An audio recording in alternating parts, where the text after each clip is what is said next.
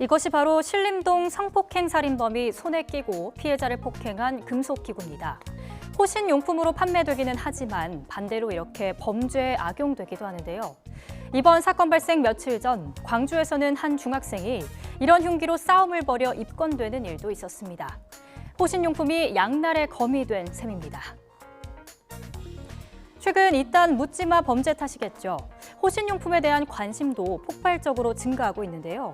한 쇼핑몰 차트를 보면 전체 키워드 중에서 호신용품이 이렇게나 많이 포함되어 있습니다.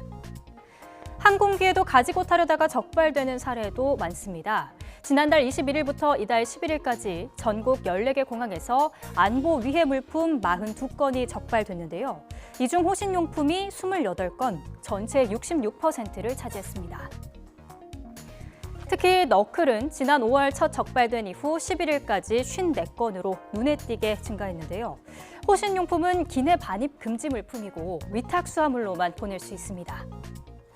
네, 이렇게 국내에서는 사서 보유하기 쉬운 호신용품들, 해외에서는 어떻게 유통되고 있을까요?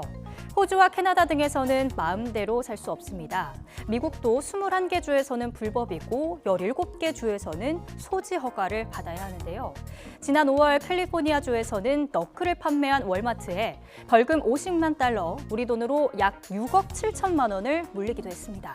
그래서 우리도 호신용품이지만 이렇게 파괴력이 큰 물건들은 좀 제한해야 하는 것 아니냐는 목소리가 나오고 있는데요.